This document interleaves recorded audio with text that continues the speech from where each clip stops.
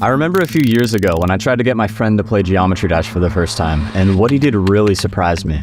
So he agreed to try and beat Stereo Madness, right? So I gave him my phone, and bro, I am not kidding you, he beat it in one attempt. I am kidding you.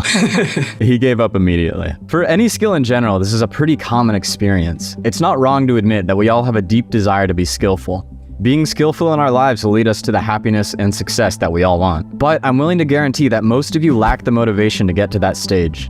I did a series of polls recently, and I found out that most of you guys simply just want to achieve your goals, but you struggle to find motivation. I'm about to tell you something a bit crazy. You can actually learn important life skills by playing video games. Using these skills for your real life will give you the competence to be confident and the motivation to chase your dreams. So by the end of this video, you're gonna know 3 crucial life skills that you can learn from gaming, and you'll be one step closer to achieving your goals. So skill number 1 is focus.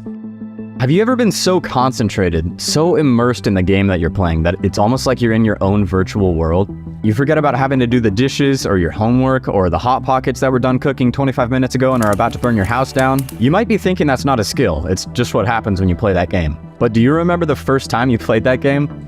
I remember the first time I played Geometry Dash, and I couldn't play for more than a few minutes without losing focus, so I just start dying to the first spike over and over. Focus is a skill, and the skill of focus is an extremely valuable trait that can benefit various aspects of your life. Video games can provide opportunities to develop and enhance these focusing skills that can be transferred to real-life situations. You can break down the skill of focusing into 5 parts. So number 1 would be having a goal-oriented mindset. My goal for a long time was to reach 300,000 subscribers by August of 2023. And by the time you're seeing this, I'm probably close to or over 1 million subscribers already. By setting clear objectives and breaking them down into manageable tasks, you can stay engaged and focused on the desired outcome, making it far more likely to achieve. Similarly, in real life, having a specific target or goal can help you maintain focus. Having a good attention span can also help you maintain focus. I was able to practice Bloodbath for hours straight until I finally beat it. Sometimes I like to work on videos for hours on end, and that would be actually impossible if I had a low attention span. For me, grinding out little video game challenges for fake success actually led to real success because it improved my skill of focusing, increasing my attention span.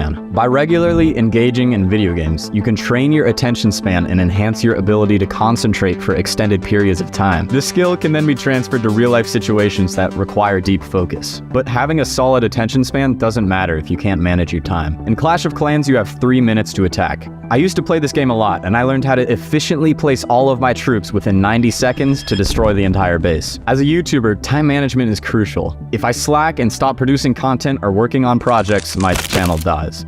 I learned to manage my time efficiently in video games and then applied it to my work. By understanding the value of time and learning to allocate it wisely, you can enhance your focus on essential activities and avoid distractions. Learning to prioritize tasks and allocate resources effectively in games can help you develop better time management skills in real life. With this in mind, I want to tell you about another key component to the skill of focusing: resilience and persistence. I know YouTube in a lot of ways is easier than other jobs, but it also presents its own set of challenges. I've had multiple setbacks in my YouTube journey, like being unable to get monetized, having no idea how to make a thumbnail, or just simply having no motivation and feeling hopeless. I've treated it all like a Geometry Dash level though.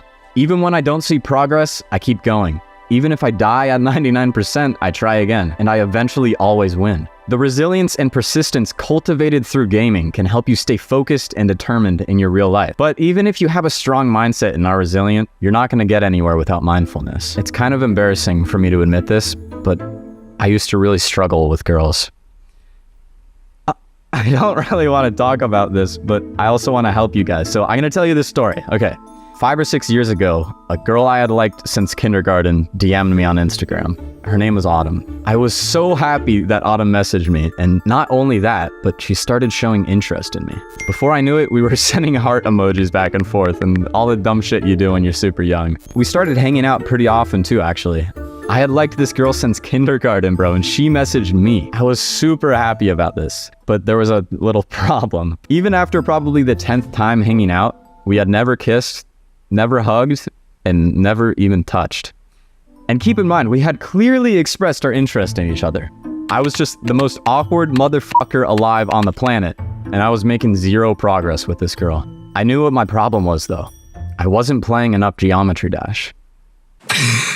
I'm kidding. My problem was that I wasn't being mindful. So I was so self-conscious every single moment that I could not be present with this girl. And then of course she wouldn't want to kiss me even if I went for it. Years down the line, I know this may surprise you, but I've practiced mindfulness through Geometry Dash. And this has significantly changed the way that I interact with women. Instead of hyper-focusing on what I look like or sound like or walk like, I just pay attention to the girl. That's all people really want. And I say this a lot, I'm sure somebody's said it before me, but the best gift you can give someone is your presence. And contrary to what most people think, video games can actually help you practice being mindful, staying in flow state, which will enhance your ability to concentrate on the task at hand. By actively recognizing and experiencing this state while playing video games, you can learn to cultivate a similar level of focus and presence in other areas of your life. So skill number 2 is hand-eye coordination.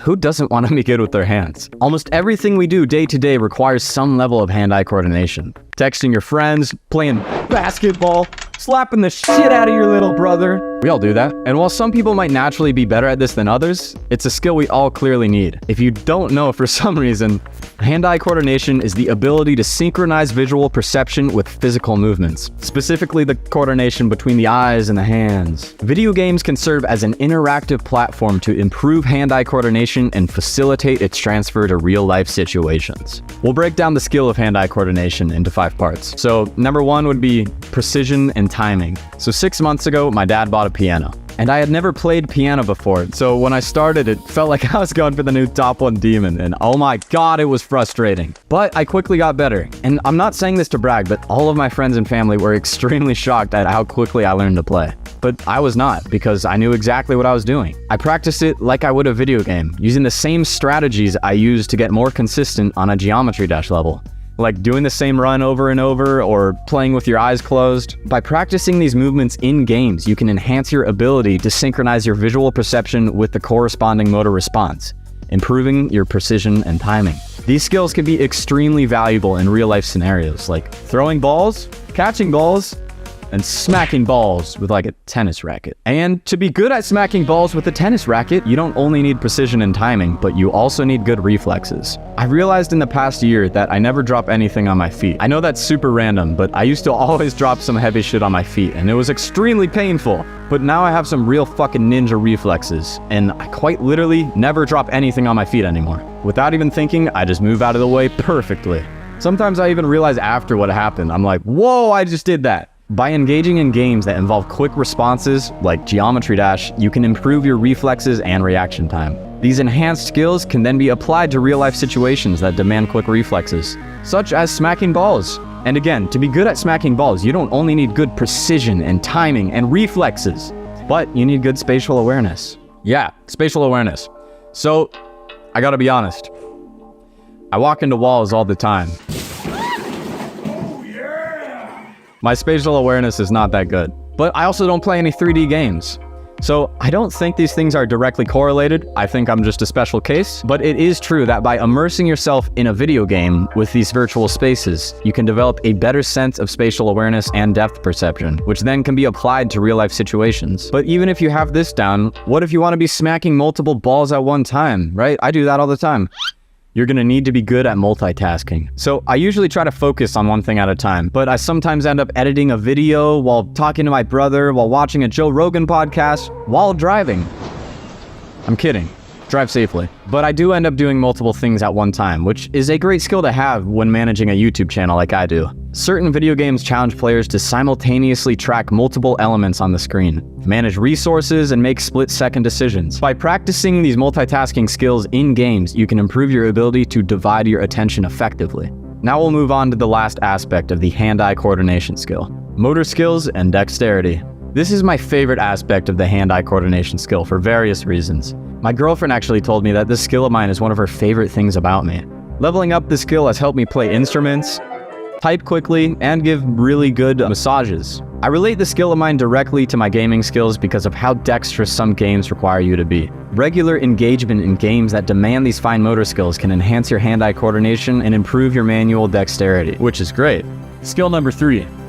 Communication. Out of all of the skills listed in this video, communication is easily the most important skill to have in your life. Everything is easier with communication. It's a fundamental skill that plays a crucial role in building relationships, expressing ideas, and collaborating effectively. While video games might not seem like an obvious source for developing communication skills, they can actually offer unique opportunities to practice and refine various aspects of communication. So let's break down the skill into 3 parts: teamwork and cooperation.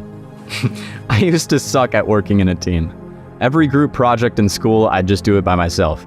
And this was partly because I didn't trust anyone else to do it, but it was also because I didn't know how to communicate with them. It wasn't until I actually started playing Warzone with my friend Jack that my communication skills significantly improved. I know that's hard to believe, but having to work together with a team to kill everyone else on the map and revive each other and strategize, it actually significantly improved the skill for me in my real life. Effective teamwork in games often requires clear and concise communication, active listening, and the ability to express ideas and strategies. By engaging in cooperative gaming experiences, you can practice collaboration, learn to adapt your communication style to different team dynamics, and understand the importance of effective teamwork. You can know how to work well in a team, but still suck at talking. So that's why you also need to develop strong verbal and written communication. One of my main objectives in my life right now is to become more articulate.